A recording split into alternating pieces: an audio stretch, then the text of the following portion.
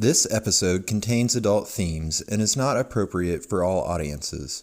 Listener discretion is advised.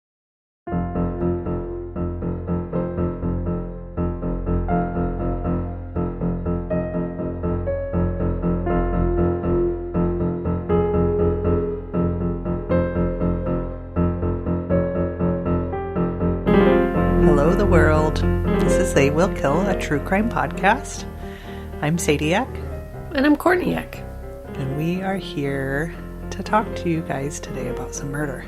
We sure, excuse me, that my 400-year-old future self joined the group all of a sudden. We are going to talk to you about murder today. I was just telling Courtney that I opened my computer to start recording and came up with the empty document with the next case I'm going to cover, and I was like, oh no, I forgot. But luckily, it's Courtney's night. I did not forget anything. Waking stress dream. That's the stage of COVID lockdown we're in. Waking stress dreams. Yes. And we slash hallucinations. That's right. But anyway, why don't you get right to it? I will get right down to it. Tonight we're going to talk about two murders. I started with the murder of Carol Jenkins, and that led me to the murder of Madge Oberholtzer. So it's a 2-for-1, you guys, and get ready to be bummed out because they are big-time bummers. Also, just to add to the pile of bummer that I'm about to bring you, a big-time trigger warning for rape and violence against women. So this one has been on my list to do for a really long time, but I've been procrastinating it because it's a big bummer, but also because Carol Jenkins is a very notorious case where Sadie and I grew up. Everybody who lived where we grew up knows about it, and it's really fucking sad. So I was just like, it hits really close to home, and it sucks. So here you go, guys. So Carol Jenkins was born in Franklin, Indiana in 1947. Her mother, Elizabeth, divorced her father when Carol was very young and remarried Paul Davis, who raised her. As it turns out, a couple of decades later, Sadie and I actually knew Paul, her father, because we ended up attending his church. So Paul and Elizabeth had 5 more children over the years, and they all looked up to Carol as their older sister.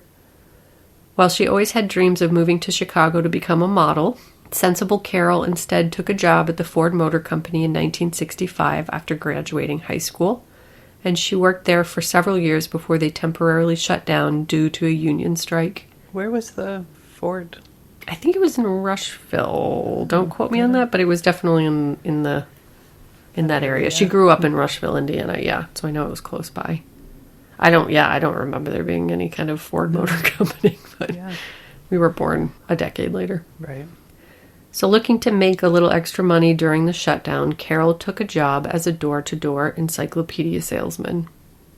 Carol's first day of work was September 16th, 1968, and hoping to win the good graces of her employer, she agreed to travel to Martinsville, Indiana, which was a town many avoided due to its status as a sundown town. Quote, sundown towns were deeply segregated and extremely unsafe for African Americans to travel through. Being stranded in one of these towns after dark opened the door for African Americans to be subjected to harassment, extreme acts of violence, and even lynching. And just for a point of reference, Martinsville is 2 towns over from where Sadie and I grew up. Fun! So before we go into Carol's ill-fated trip to Martinsville to innocently sell encyclopedias, I want to give you a little bit of a history of racism in our dear home state of Indiana. So in high school, I did a civics project on hate groups because I'm just that fucking lesbian. What do you guys want to write a paper on? Hate groups. And so I read a lot of books on the KKK as a result. I was surprised to come upon entire chapters in history books about the Klan that were dedicated to the state of Indiana specifically, and specifically in the 1920s, when many seats in the Republican-led government were held by active Klan members, and a shockingly large percentage of the population also claimed membership.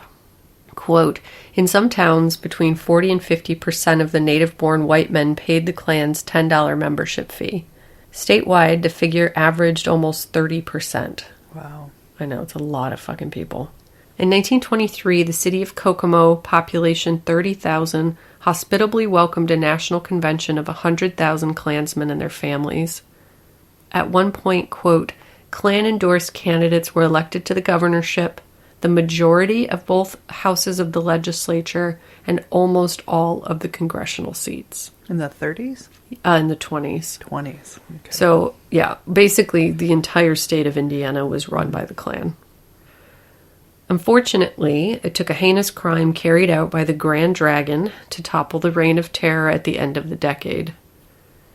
In 1925, Grand Dragon D.C. Stevenson, who lived in Indiana, was charged with the abduction, rape, and second-degree murder of Madge Oberholtzer, who was a state education official. Madge met D.C. Stevenson at the governor's inauguration party in 1925. She claimed that Stevenson asked her out on a date several times following the inauguration, but she refused. Eventually, she agreed to meet him for dinner, and he continued to call and pursue her following that meeting. She eventually became his aide during the 1925 session of the Indiana General Assembly and also helped him write the nutrition book, quote, 100 Years of Health. I had no idea what it was about. Wow. And planned to help him sell it to libraries through her job as the manager of the Indiana Young People's Reading Circle. I am just imagining that it's some kind of weird, like, eugenics thing, like master race bullshit, but I don't know. I don't know what 100 Years of Health taught the nation. Yeah, it's strange. Right? Madge had been hearing rumors that her job at the reading circle was in jeopardy due to budget cuts, so when Stevenson called her on Sunday, March 15th and said he could help save her job if she would meet with him in person, she agreed. She changed into a black velvet dress, and Stevenson's bodyguard picked her up and escorted her to Stevenson's nearby mansion. When she arrived, Stevenson and his 2 bodyguards forced her to drink whiskey in his kitchen until she became sick. Oh. Super hospitable. Yeah. Very professional. Yeah. The men then forced her into Stevenson's car by gunpoint and drove to the train station where they forced her into Stevenson's private train to Chicago. Oh my God. This motherfucker had a private train. Wow. Quote, and by bodyguards, we just mean like goons. Yeah. Right. Like, but he's. Ugh, okay. What? No, I just. I forgot for a minute that he's the Grand awful. Dragon of the Ku Klux Klan. Yeah. So it's not like this is normal.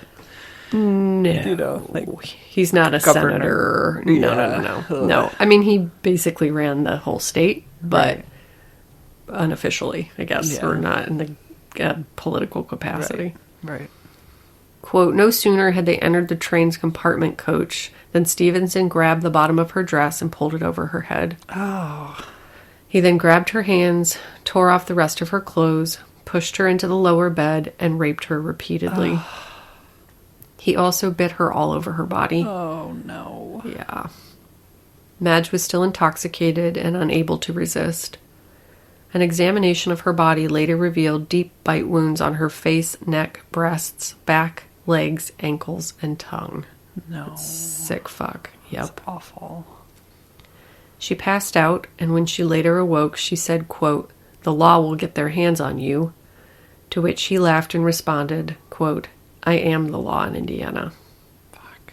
Ugh.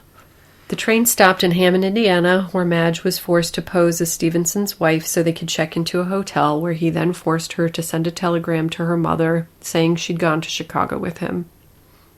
When Stevenson fell asleep, Madge contemplated shooting herself with his gun, but was too afraid it would dishonor her mother. Instead, she convinced Stevenson to send her with his driver to purchase a black silk hat. After she bought the hat, she convinced the driver to bring her to the drugstore to purchase some rouge, but she instead purchased an entire box of mercuric chloride tablets. She only managed to swallow 3 tablets due to the injuries he inflicted on her mouth. I know. And then she proceeded to vomit blood for the rest of the day. Oh, no. Stevenson said he would only take her to the hospital if she agreed to first go to a nearby chapel and marry him. Yeah.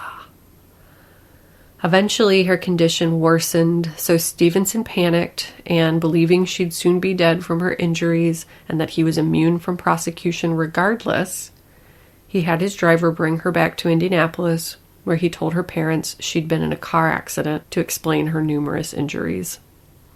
Her parents immediately called a doctor, but there was nothing that could be done for her.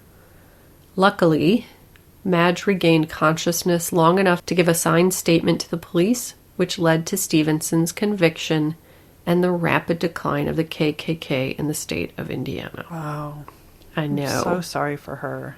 And right? Also, like, if there was ever a legacy, like, if there's something you could do for the world. I could not agree more. In your death. Yes. No.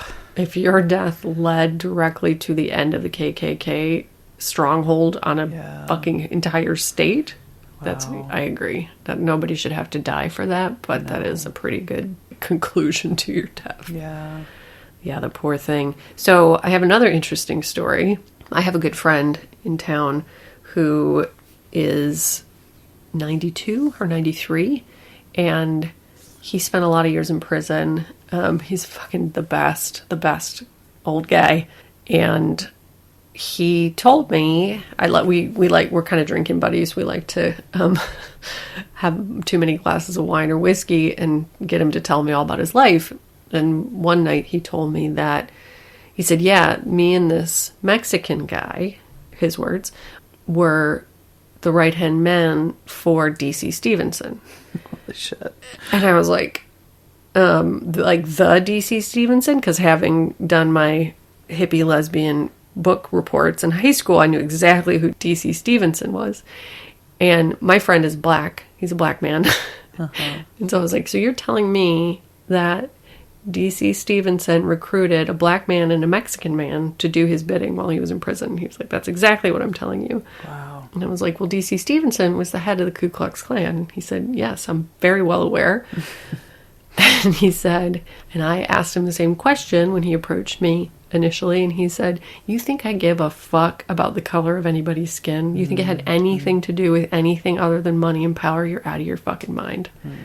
So, I have secondhand information that it's all bullshit. Racism is a device used to control you. So if you're racist, you're being played. Yep. And that's the end of it. No, I'm just kidding. There's plenty more of the story, but not to get off track. I just want to say that as you were doing your report on civil rights justices, I for my AP history class did the murder of Lizzie Borden's parents. So there you go. I was born for this job, is what I'm trying to tell you. I approve. Ka-ching. That's my approval stamp. That's amazing. Because I was too in a fucked up way. Right? Yeah. Like I want to, basically just investigate people who beat and murder other people.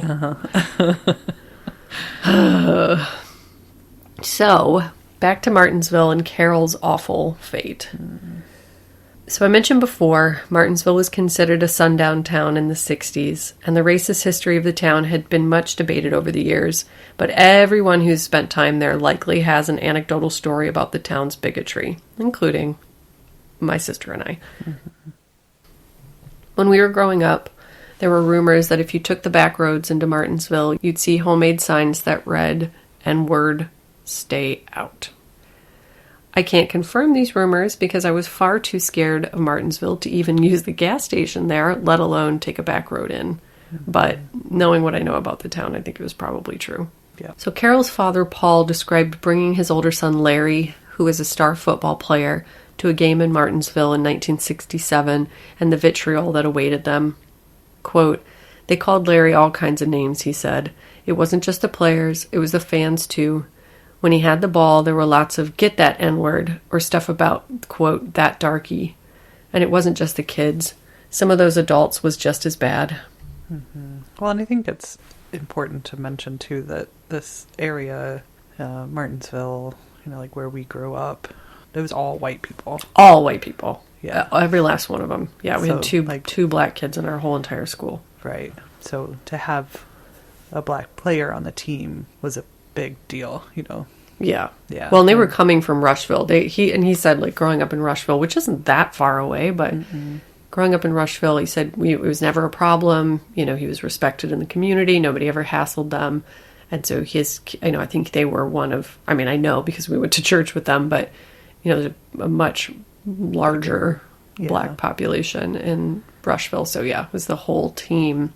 It was like 30% or half black, and then going into Martinsville, and they just got absolutely harassed. Yeah. So there are hundreds of similar stories recorded about the town, including a similar experience players had in a game in the 2000s. I can't remember if it was football or basketball, but the exact same thing happened. And like the parents were going after each other. It was a team from Bloomington went up to play, and they just got like harassed and attacked by the Martinsville players and fans. Wow. As well as an extremely racist and homophobic letter to the editor posted by the chief of police in 2000. Really? Yeah, I'll read you a couple little excerpts of it. Oh, he was bemoaned the outlawing of organized school prayer because it might upset Haji Hindu or Buddy Buddha. And he followed that up with a homophobic rant, quote, "Our country was founded on Christian principles. Talk about majority. When I look around, I see no mosque or fat, bald guys with bowls in their laps. I see churches. I'm offended when I turn on a television show, and without fail, a queer is in the plot, just like it's a natural thing. Oh, my God. America put God in the closet and let the queers out." Yeah. When the plane struck the Twin Towers, I never heard anyone utter, "Oh, Ellen." I heard a lot of, "Oh, my God." It's time the dog started wagging the tail. Let's not be led around by a minority of weirdos and feel-gooders. I, for one, am tired of it. Holy shit, man. Yep. And the mayor of Martinsville said that while his remarks were offensive, he made the statement as a private citizen and not a public official. Oh, and so he was Jesus not Christ. reprimanded in any way. Yep. Good. So, back to Carol. Poor Carol. She was a hard worker and eager to impress, so she agreed to travel to Martinsville to sell encyclopedias, feeling safe as she'd be traveling with her 3 other coworkers, 2 white men, one of whom was her supervisor, and 1 black woman. The team arrived in Martinsville at around 4:30 p.m., and chose a friendly-looking, tidy neighborhood to split up and start selling. They agreed to rendezvous at 10 p.m. at a nearby gas station and set off to earn their commissions. That's late. I know. I was like, this is a sundown town, and you got started at 4:30 p.m., which, I mean, makes sense because everyone's getting home from work, but still. Right, but to go until 10? No. Around 7:30 p.m., a couple who lived in the neighborhood, Don and Norma Neal, were surprised to hear a knock at their door and find a terrified Carol standing there asking for help. She said that some men in a dark sedan had been following her and yelling at her, but she couldn't tell what they'd been saying. She was apologetic, but understandably frightened, and Don set out into the neighborhood to see if he could get to the bottom of the harassment. He reported seeing an unknown light-colored sedan nearby and couldn't see the driver or passenger as the headlights were on and obscured his sight. He was able to get close enough to make mental note of the license plate number and said the car drove away as he returned to his house. The Neals called the police, who arrived and briefly took Carol's story. They said they were there for like 10 minutes, like, cool, see ya, good luck. After they left, the Neals drove Carol around the neighborhood in an attempt to track down one of her coworkers, but they were unsuccessful. They brought her back to their home and offered to let her stay with them until it was time to rejoin her group, but she refused, embarrassed to have taken up so much of their time already. Quote, "That sounds like her," Paul Davis reflected, her father, 33 years later. "I always felt like she was a very sweet, sort of naive girl. She had a smile for everybody. She never was in no kind of trouble, never gave me no trouble. Carol didn't like imposing on anybody." Side note, the Neals were, like, terribly harassed and threatened after this. Terribly. God. Yep. Just under an hour later, a teenage boy discovered her collapsed on the sidewalk 10 blocks away. He ran to a nearby restaurant to call for help, and Carol was still alive when they arrived, but she unfortunately died soon after of blood loss. She had been stabbed once in the chest, and the blow had gone directly into her heart. I know. So it will come as little surprise that the investigation of a murdered black woman in a sundown town was less than stellar. And after Martinsville failed to assign any detectives to the case, the county sheriff and Indiana State Police intervened, but by then it was too late. To the small credit of the Martinsville police, they don't deserve much, but I'm going to give them a little bit, it wasn't immediately apparent that she'd collapsed because she'd been stabbed. She was wearing a large brown coat, and I think that they couldn't tell that, that she had been stabbed. They couldn't see the blood or the stab wound until they took the coat off. Quote, Don Custer, the first state police detective to work on the case, told me that when he arrived, there was about 50 people hanging around the crime scene. One of them came up and handed me a pair of glasses and said, I think these are her glasses. Somebody else handed me her notebook. It had also been raining that night, which obviously didn't help matters. Police were able to track down the dark-colored sedan that had followed her that night and determined that teenagers had been driving it. They denied shouting at her and were quickly ruled out as suspects. Unfortunately, Don Neal didn't remember the license plate number of the light-colored sedan accurately, so the owners of that vehicle were never apprehended and no murder weapon was ever found. Carol's father, Paul, said, quote, I felt that because she was a black girl, nobody did anything. I know. I mean, I would not want to get a fucking flat tire in Martinsville, let alone have my daughter be murdered there. No. The town also closed themselves off to journalists. Quote, the town became a clam, an Indianapolis News reporter said. Quote, I got the impression real quickly that there was something funny. I began knocking on doors to see if anyone had seen this gal, and I got nothing from the townspeople. After a while, we learned that nothing was going to happen, and even if somebody knew something, they were afraid to talk. They really didn't want outsiders coming around. It cooled and cooled until it was futile. So we ended up just making routine calls, and then when you called, you got the standard, the investigation is continuing. You knew if anything was going to happen, it would have to be an anonymous tip. After a while, the thing just petered out. A few suspects were rumored over the years, but didn't seem to amount to anything more than just rumors. The prime suspect was a construction worker who didn't have an alibi for the night of Carol's murder, but he quickly left the state and later died in a shootout in Illinois. Carol's notebook had been found near an auto body shop, and the owner of the shop was considered a suspect for a time, and the rumor that a screwdriver had been used to stab Carol also arose as a result. After Carol's death, her mother Elizabeth remarried and adopted a son named Philip. So in 1998, Philip claimed to his sister that he'd met people who knew who killed Carol. Quote, they took him to somebody's house in Martinsville, said the sister. They said everybody in Martinsville knows who killed her. He said he was amazed at how much these people knew. But, for whatever reason, Philip wouldn't tell us anything more than that. And I don't know why. That's why it's so confusing. I don't know why her brother would get information and then not feel like he should share it. Philip also refused to share anything but the information that the murder weapon could be found in an underground gas tank at the auto body shop near where Carol was found. The gas tank was unearthed and a chisel was found inside, but the size of the chisel head did not match the size of the puncture to Carol's chest, and so was ruled out as a potential murder weapon. So weird. I'm curious that they found anything in there. That part is so weird to me. I don't know if that was just a red herring, if maybe, they brought the kid out there and were like, yep, there's the murder weapons, and I don't know. It's all very strange. I don't know. But luckily, in 2000... many, many years later, like even after you and I were long gone, and it's like the whole time we knew Paul, he didn't know who had killed Carol.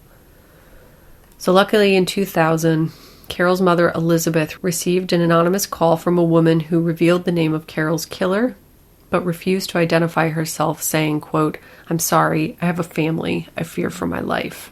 God. She never called back again, but Elizabeth and Paul withdrew from their retirement to hire a private investigator to follow up on the tip.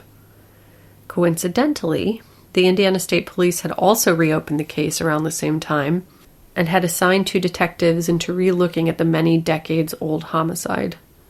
Eventually, Paul, a couple of family members, and their attorney traveled to meet with the detectives and were eventually persuaded that they were intent on finding his daughter's killer and could be trusted. So he shared the information he and a private detective had been able to gather. The team followed up on old suspects and were able to rule out the construction worker who was thought to have been killed in the shootout in Illinois, that guy, but was actually living a retired life in Florida. Oh. If that gives you any sense of how thorough of an investigation was done previously. I'm sure the cops were like, what about that guy? And he was like, nah, he left town. Got Okay. guy in a shootout. I'm like, oh, cleared. Cross him off. Yeah. That's how we would be detectives. His name's not fishy enough. Yeah, exactly.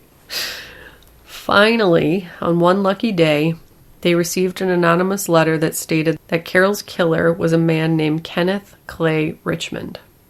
Police tracked down Richmond, who was living in a retirement home and had a long and bizarre history as a criminal and someone who was deeply affiliated with white supremacist groups, including the KKK. Oh, wow. Big fucking surprise. I know. I would be very surprised if they were like, and he was a member of the Sierra Club. So it turns out the letter was written by a woman named Connie, who is the sister-in-law of Richmond's estranged daughter, Shirley. So Connie was sister-in-law with Shirley. Shirley was the daughter of the killer. Of the killer, correct. So Shirley had confided to Connie that when she was 7 years old, she was traveling through Martinsville with her father and his friend, who were drinking while driving, of course, when they spotted Carol walking down the street.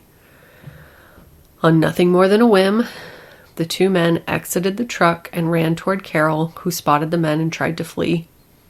One of them pinned her arms behind her back, while the other stabbed her in the heart with a screwdriver. Jesus Lord, with their 7-year-old in the car. Yeah. Yes, just driving through Martinsville, drunk. Oh, my God. See Carol, stab her with a fucking screwdriver. But then this is also just showing how fucked up this town was. Yeah. That she was already terrified. Yes, she had already been pursued by teenagers. Yes. And then leaves, and an hour later is found stabbed by a different group of terrible human beings. Exactly. Correct. And these guys weren't from Martinsville. They were from, like, Hancock County. They were from nearby, but they weren't from Martinsville. And when they figured that out, so fucked up, the town of Martinsville was like, hooray! They're not from here.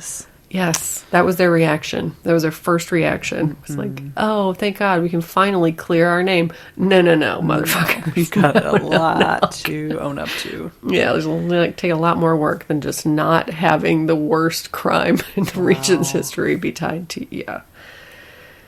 So, they then drove off and left Carol to die on the sidewalk. Shirley remembers her father laughing and saying, quote, she got what she deserved. Oh my God. Shirley also remembers looking back as they drove away and watching Carol fall into a bush. Oh my God. Yep. 7 years old.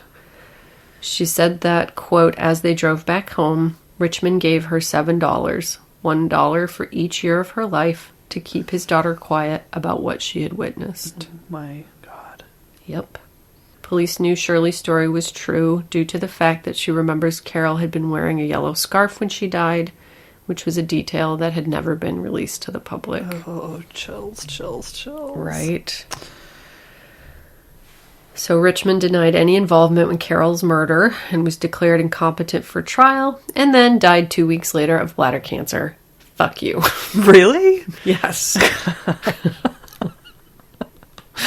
Yes. Wow. Yes. Wow. His accomplice has never been identified. Oh, fuck that guy. Right? I can't. No. Wow. So in 2014, the Neals proposed a monument in Martinsville in Carol's memory. God bless the Neals, the family that had helped her. Yes. And received death threats after they tried to help her once people found out that it was them. I'm gonna cry. I know. They proposed a monument in Martinsville in Carol's memory in 2014. However, the plans were scrapped after the county commissioner, Norman Voiles, said he, quote, started getting flack about it. Oh my God. Get me the Neal's phone number. I'm not even joking. I know. I am going to Martinsville tomorrow. Yep. And also give me Norman Voiles' fucking phone number. Get a spine, Norman. Wow. What, she deserves a fucking monument. 100%. So a community park in Rushville, Indiana was rededicated to Jenkins' name as Carol Jenkins Davis Park on November 1st, 2017. And fucking major jerk-off motion. A memory stone was placed in the garden of Martinsville's City Hall on November 2nd, 2017. Mm-mm. A memory stone in the garden. I really am going to go to Martinsville. I hate that place so much. And so write much. this fucking bullshit, because that's bullshit. It sucks. It sucks.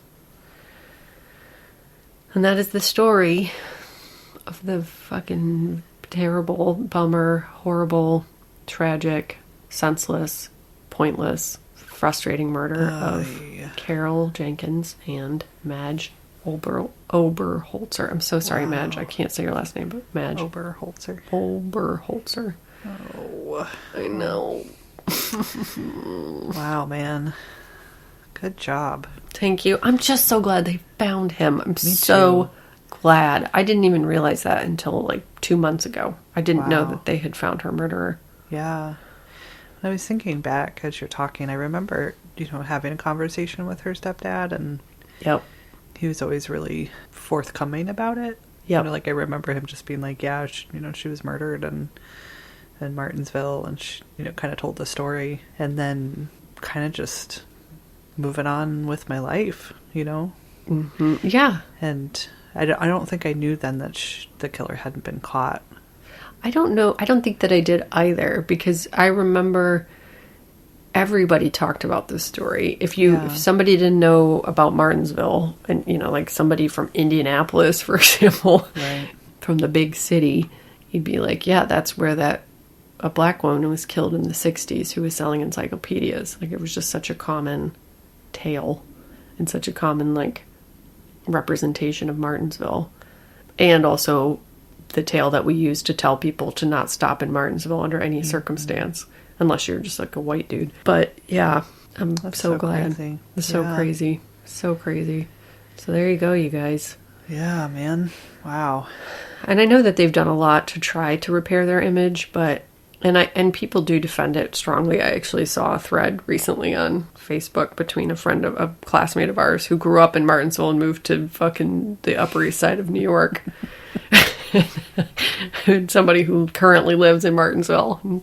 The one being like, you haven't been here in 20 years, dude. Calm down, Yeah, no, I would say at this point Martinsville is tame. It's fine. I've been there within the last year. It's, has a beautiful park. Has this crazy, huge park. And I was like, how have I never been here before? It's got these hills and...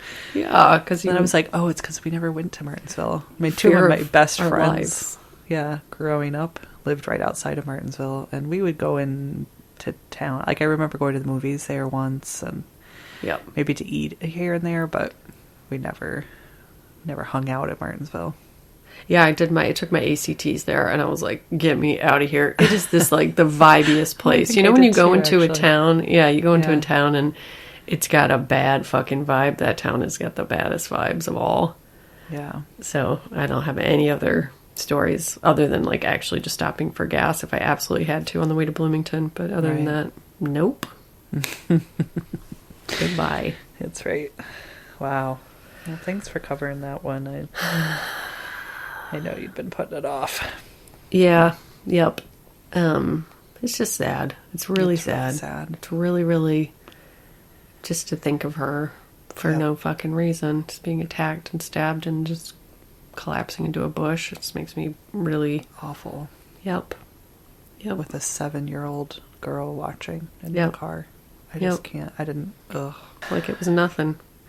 And the fucking cojones of these men who were just like, I'm going to get away with it. DC Stevenson, all these people. And growing up, I mean, that was the thing that struck me growing up. And also when Trump was elected, I was like, well, I went through this in my youth. It doesn't make it okay, but I was so used to it just being okay, and I think I know that's what this uprising, this civil rights uprising is about, is that it's very much not okay, but for decades and decades, it's just been so commonplace to the point that men could just stab a black woman in the heart with a fucking screwdriver and get away with it for their entire life.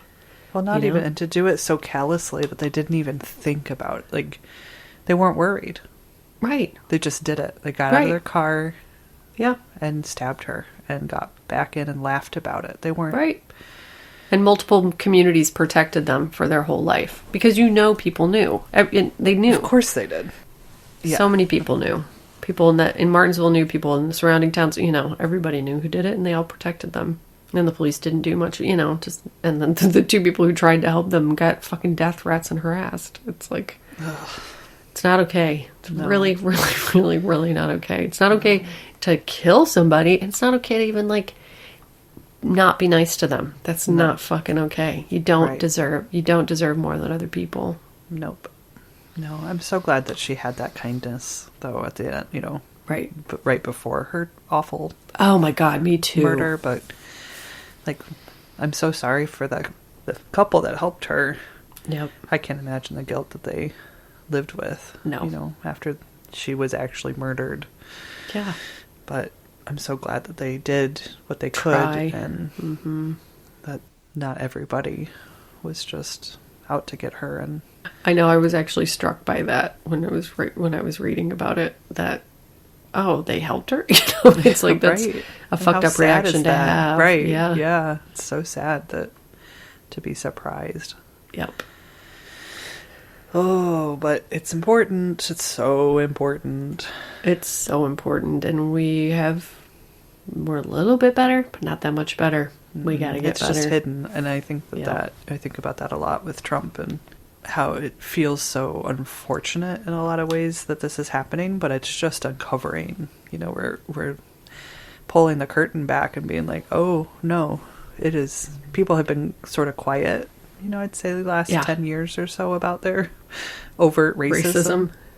Yes. And then you get somebody like Trump that stirs it up and makes you realize that it's easy to sit back and be like, oh, that was a thing of the past. It fucking is not a thing of the past. And we need to squash it once and for all. Yeah.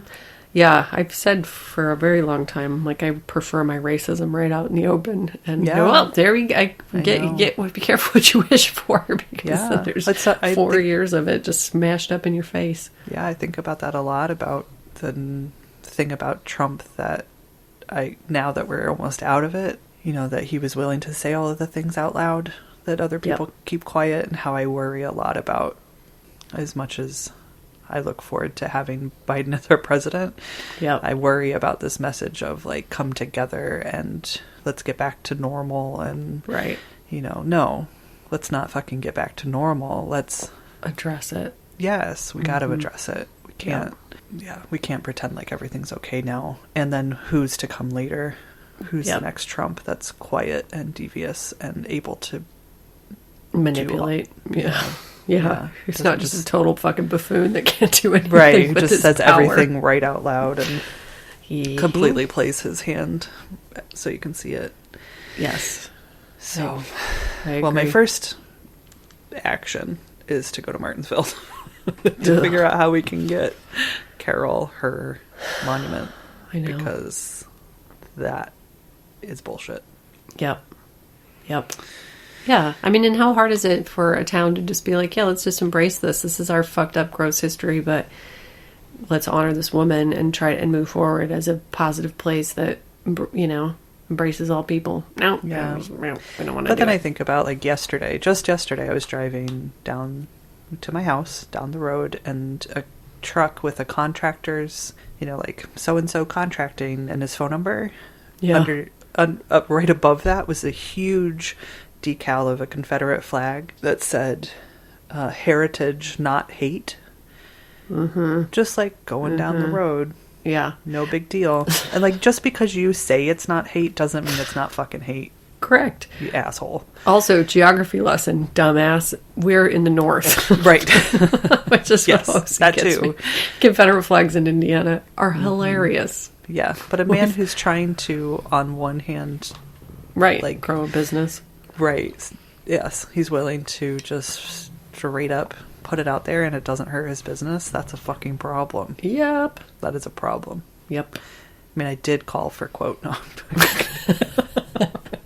Look, I vehemently disagree with your political stance and your fucking social perspective, but Yeah. this Can you fucking get new gutters? floorboard is squeaking like a motherfucker.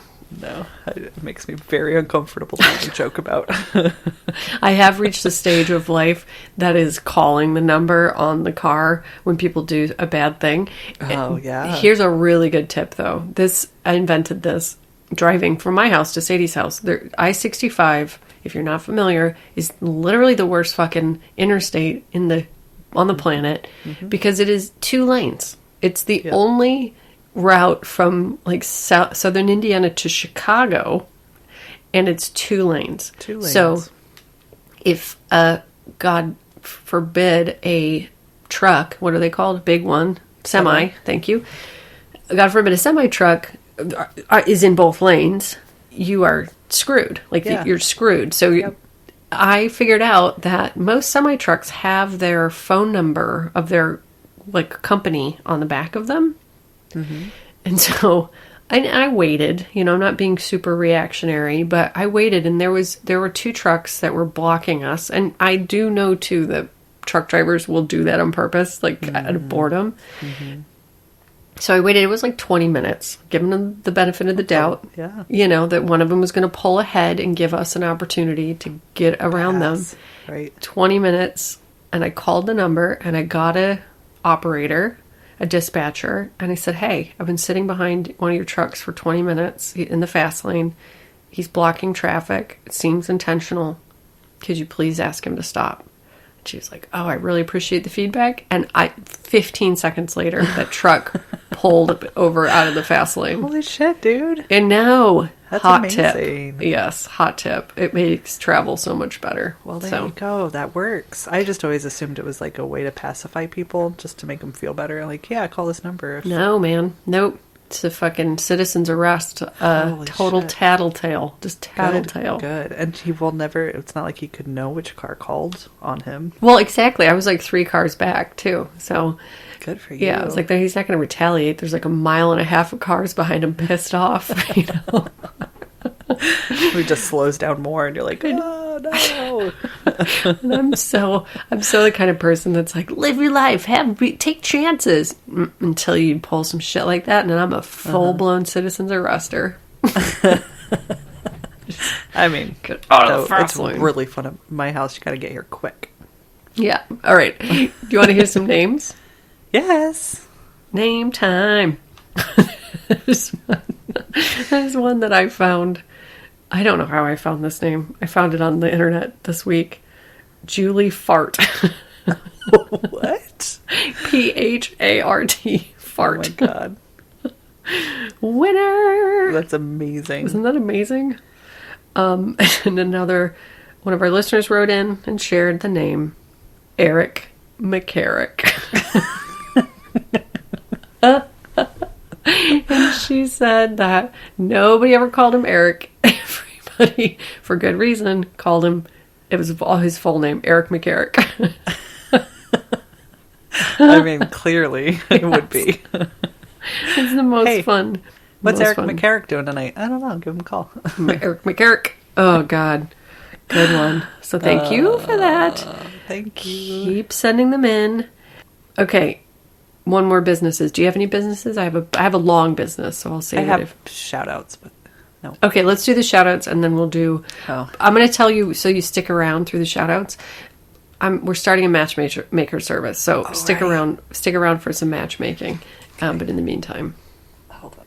All right, we ready to do some shout outs? Yeah, best day of my life. Thank you so much to our listener, Thalassa. Woohoo! No last name given. Thalassa.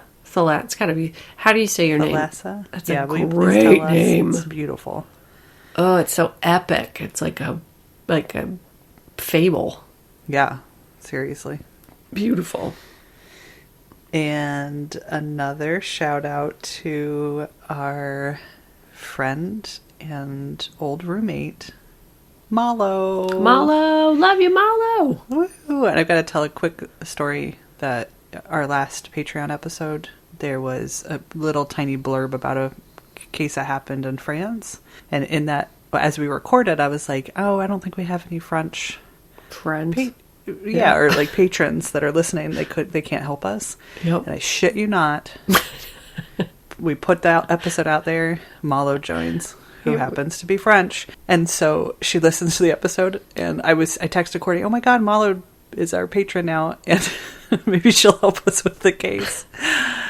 And sure shit, she messages us, and she's like, hey, I can totally get you a transcript of this whole big show that was on this case, and blah, blah, blah, and did. Within like 2 hours, Yes. too. Yeah, like all the details, the names, all the things that I had a hard time finding because I'm not bilingual. Yes. So thank you, Malo, for being amazing. Yeah. And Malo lived with Sadie and I in the Portland punk rock flop house that I've referenced multiple times. Yep. Magic House, and which is a segue. Do we have any more shout outs? Because I'm going to use that as a segue. So, okay. Two parts to this matchmaking. One is just a cool, interesting story that leads into our first candidate to make a match. For They Will Chill. For They Will Chill. So Sadie came, I think somebody mentioned it on Twitter, and Or Sadie, somewhere. yes, but Sadie was like, yeah, there should be a true crime dating app, because I think we talked about that on the show. we did, yes. Yeah, okay. Yep. So true crime people are the best. It's a very specific type of person, and they're the best type of person. And we were messaging with one of our listeners who is just, like alone in the pandemic and talking about what an experience that has been, and terrible. Turns out terrible. Right. And I had been just thinking for the couple days previous that we should let's just try it. Social experiment. Let's just put a person out there on our podcast. And if you're single and this sounds like somebody you want to date, message us and we'll hook you guys up, right? Oh my God, I will be so excited if we matchmake. It's like successful, and then we can do our wedding officiating. They don't get a choice. So listen, guys, heads up. If you find somebody through our podcast and you decide to get married to each other, we have to officiate the wedding. It's just, you don't Speak get to for say, yourself. I don't want to do it, but yes, you do. Yes, you do. It's a joke, but is a joke, yes. But for real, no, fuck that. No, you do. You want to. I'll attend your wedding. I just want to party at your wedding, unless it's sober, which I support. But anyway, yeah. Really so our first candidate, his name is Jonathan. He's a wonderful supporter, wonderful listener, lovely, lovely individual. And we've had all these weird little connections over time. Like he posted a book by Io Tillett Wright, who is a kind of influencer and activist, and also happens to be engaged / married. I don't know what their status is, to a friend of mine from Portland. And he did a book of 10,000 queer people across America, and then published the book recently. Jonathan purchased it, that kind of a thing. Mm-hmm. So he's always posting things, and I'm like, oh my God, I know that person, or whatever. And recently posted a picture of his new bicycle and tagged our old neighbor who lived right around the corner from the punk flop house, who at the time that we lived there was in the process of building this bicycle brand called Vanilla Bikes, which fast forward now, 10, 12 years, has become this like massive international sensation as far as I could tell based on that. Yeah, huge. And so Jonathan is a collector of Sasha, is his name, of Sasha's bikes. So here's the other really fucking weird story. This is, get out your red string because it's a little bit complicated, but please bear with me because I guarantee it's worth it. This is such a fucking fascinating, cool, small world story. So Sadie and I have a best friend named Clint, and Clint lived in the flop house with us, also with Malo. It was like a 5-bedroom house. Clint lived in the flop house. I extracted him from the South and made him move to Portland and live with us because we're like brother and sisters. And he met his now husband, who has a son with, and they live in New Orleans, but he met his husband in Portland, and brought him to our house for, like early on in their dating. And we called the house the Magic House because it was just full of all kinds of random shit. Like, 15, 20 years worth of people living in this house people just left their stuff there. And you could go into the basement, you could find just about anything. Like a stack of Whitney Houston VHS tapes, for example. I mean, a crimper, you name it. So Clint was showing Lee around the house, and they were in the basement, and they found a bag of postcards. So they're looking at the postcards, and the postcards were from a woman named, I'm pretty sure her name is Karen. And Karen had dated this man named Frank, who lived in the house when I moved in, and who moved out soon after I moved in. But Frank lived in the house for like 12 years. So these postcards were from Karen to Frank. And she was traveling around the East Coast, primarily in like New York City. And they had started a relationship right before she left. And so there were all these love letters back to Frank. So Lee, Clint's husband, had met Karen in New York City while she was on that trip. What? Have you not heard the story? No. So as Karen's sending these letters to Frank, who lives in the house that Clint and I are going to move into down the road 10 years, Lee meets Karen randomly. He's this like fabulous drag queen performer, fucking the freest spirit of all spirits. They meet in New York City, like at a Western Union or a fucking payphone. I know there was a Western Union. I know there's a payphone. They meet each other briefly, part ways, run into each other again, like days later. And Karen's like, they're both traveling just like vagabond style. And Karen's like, I love it out here, but I really want to go home. I miss this guy, Frank, that I'm dating. I'm in love with him. I want to go home. And Lee's like, well, I've never been to Portland. Maybe I'll join you. So Karen moves back to Portland. Lee follows her. Meets Clint 10 years later. Who lives in the house where Frank had lived and where Karen was sending the postcards to. Holy shit. How have I never heard this story? Can you believe that shit? Isn't that the coolest story? So then Karen marries Sasha. You remember her? God. Karen. Yes. That's who I'm referring to. The two little punk rock babies. Karen marries Sasha. Shit. And they're our neighbors. And Charlie the dog that our dogs fence fought every day. Yep. Wow. I know. So she probably met Sasha from dating Frank. Frank. Yeah, who lived next door. Holy shit, dude. I know. That's incredible. I know. I love small world stuff. So thank you if you're still listening, because I know that's a lot, but isn't that it's just so fascinating. It's so magical. Yeah. So all of those things being said, we want to promote Jonathan as a potential partner, friend, pen pal, whatever that looks like to you. He sent us a little blurb about him, so I'm going to read that. And if he sounds like somebody you want to get to know, send us an email, theywillkillpodcast@gmail.com, and we'll make it happen. Yes. So he says, I'm 41, only child, wildly curious about everything, but with a bit of a lead foot about life. Full throttle tends to be an adjective used to describe me. Intense, but also incredibly silly and gentle and sweet when my guard is down. Hell, I don't know. I have a corgi. I love animals and my mom. I'm an ally for POC LGBTQ folks, and I wish I knew how to better use my Caucasian male privilege to make life better for people aside from myself. I have a degree in biological anthropology and am a forensic fanatic. I like tattoos, coffee, and snowboarding. I'm addicted to bicycles, as you know. So, he's also good looking. I know that not to be shallow, but it matters. Ish. Yep. Heart of gold. Yeah, really, really a lovely individual. So, come on. Who needs a sweetie or a pen pal? Let us know. Yep. Because it's a lonely time right now.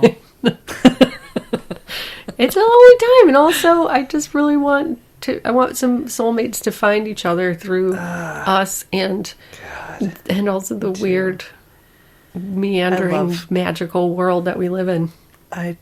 Okay, we're gonna have to get this They Will Chill website going. I love nothing more than awkward first dates, Great first dates. Terrible first dates. Breakups. All first in dates. public. Yes. Yes. I want to be a matchmaker. Yeah, Let's I do know. it. Right? Please.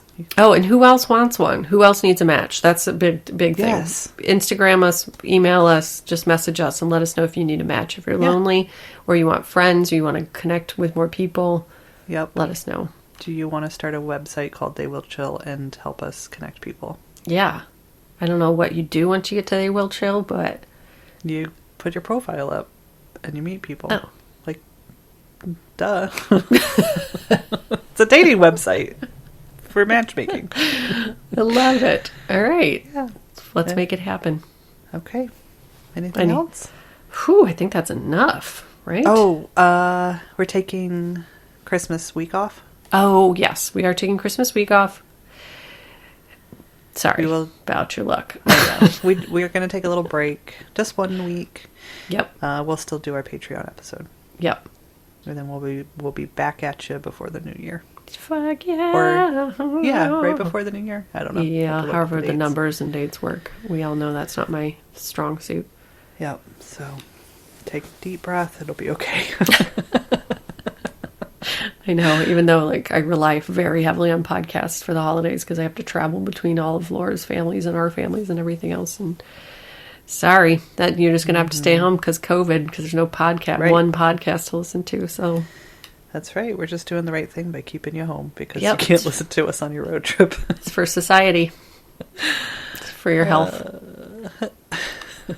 But in the meantime, if you miss us for the one day that we're not available to you, you can find us on Instagram, Facebook, and Twitter at They Will Kill. You can go to our website, theywillkill.com, and you can email us, theywillkillpodcast@gmail.com. Rate, review, subscribe, please. Yeah, we got some good ones lately. Yes, I know. We said there was a drought, and you guys made it rain. Yes. So thank you. Thank you. Make it some more rains. Yes, we needed a tsunami. Deluge.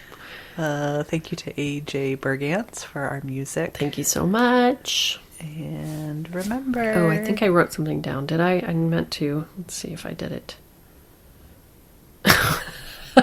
Okay. I don't know what this has to do with anything, but Sadie and I worked in a group home in college, and we had one individual that we worked with who just was the love of my heart, but he had made poor choices when it came to nutrition, and so we're trying to teach him about healthy choices, making healthy choices. And one time we were like, hey buddy, what do you want for your snack? And he's like, something that I like healthy ribs or healthy chips or healthy ice cream sandwiches. And just so adorable, and something adorable. that Sadie and all of our friends and I do regularly now. Like, what do you want for dinner? I don't know, some healthy burrito. Whatever. I just asked Ryan, no shit, 2 days ago. Would you need anything at the store? I probably need some healthy chips. Healthy chips, exactly. So I was looking at some annoying influencer friend of mine recently, and he's like, join us for this chic webinar. And I was God. putting chic in front of webinar is like putting healthy in front of chips. Yeah, right. Chic no, bro. Not chic at all. So do or don't put words like that together. I mean, you shouldn't, because it's misleading and doesn't work, but you should Makes you also feel better because about it's hilarious. Yes. Chic webinar, healthy Go eat ribs, some healthy ice cream ribs, sandwiches. healthy chips. Oh, we love you guys. We love you guys. Thanks for listening. Goodbye. Goodbye. Bye. Goodbye. Bye.